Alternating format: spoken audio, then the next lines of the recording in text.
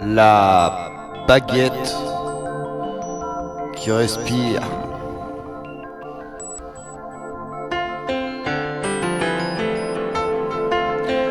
Tous les matins, chez le guérisseur, exercice de santé sur l'avancée.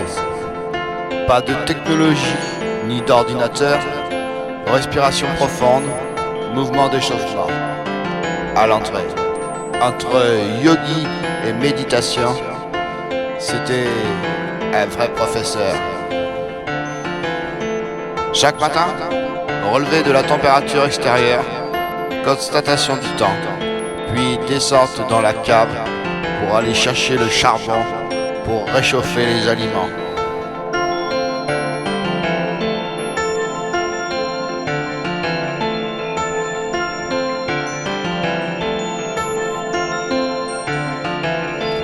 Oui, il n'y avait pas de chauffage dans les chambres. Souvent au petit matin, il y avait de la gelée sur ma table. Je vous dis pas, pour s'habiller, il fallait pas hésiter à sauter dans ses vêtements et à être stable.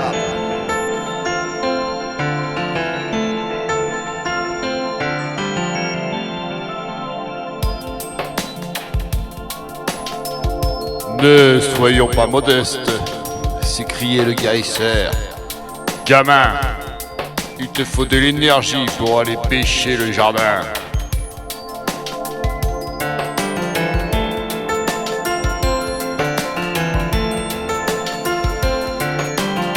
Sur la table, le pain traditionnel, confiture maison, lait de la ferme et petits gâteaux. Souvent seul à déjeuner, car le grand-père dormait. Je me régalais jusqu'à midi. C'était libre pensée. Mais le travail ne se fait pas tout seul. Les plantes se doivent être entretenues et surveillées.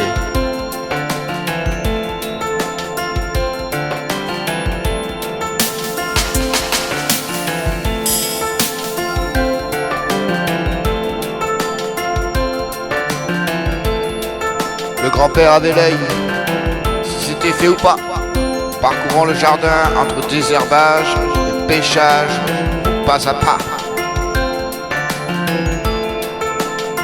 De plantation en récolte, de préparation expérimentale en remède. Le grand-père donnait des leçons de vie sur le physique, le mental, sans oublier une morale ou de l'aide.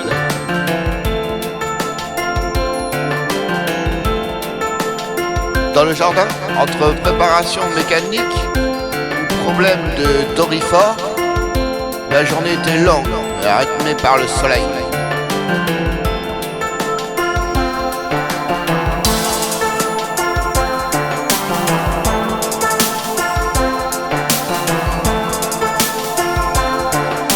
Bien des fois, nous finissions le travail en arrosant en pleine pénombre pour mériter la paye.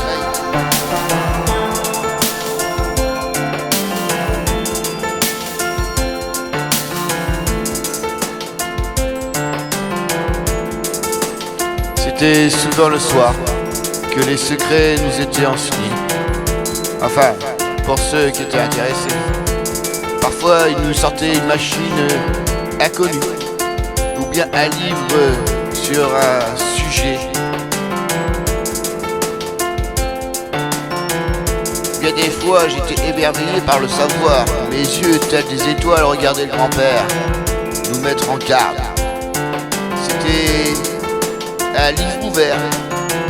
Il commentait et élaborait des recettes d'avant-garde. Jamais il ne demandait d'argent en contrepartie pour ses patients. Par convention, en échange, c'était souvent un service ou un lapin blanc.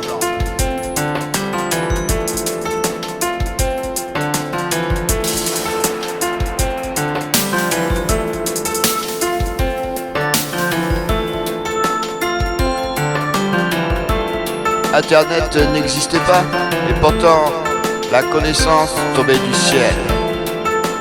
Une bibliothèque énorme où se confondaient prières, remèdes ou écrits personnels. Les livres étaient vivants, me parlaient d'un autre temps, immergé dans la science où je tombais littéralement. Bien sûr, je ne peux pas tout chanter. Certains passages sont secrets.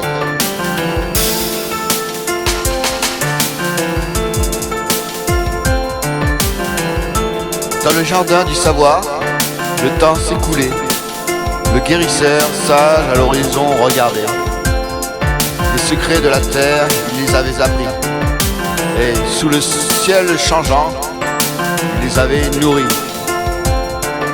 Les saisons défilaient et avec elles la vie, des graines aux fleurs, tout semblait infini. Le grand-père, tel un arbre solidement enraciné, transmettait son héritage patiemment, année par année.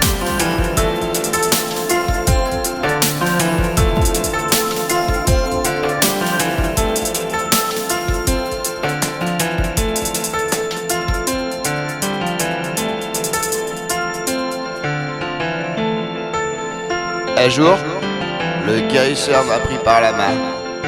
« Viens », a-t-il dit. « Il est temps de voir plus loin. » Nous avons marché vers un champ inexploré, où la nature et le mystère semblaient mariés. Là, il m'a montré des plantes aux vertus cachées, des remèdes pour demain, des espoirs fraîchement semés. La connaissance est un cycle et jamais elle ne s'arrête, murmure-t-il. Comme cette eau qui coule dans cette cuvette.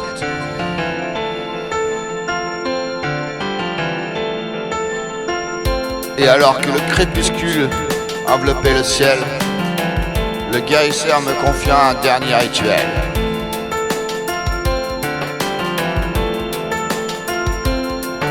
Prends soin de ce jardin, sois le gardien de ces lieux, garde la sagesse et un feu, et tu en es le précieux jeu.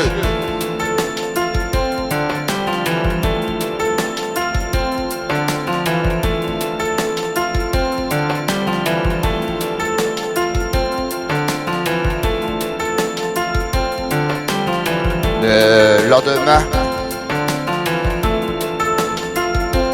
au réveil, le guérisseur n'était plus là.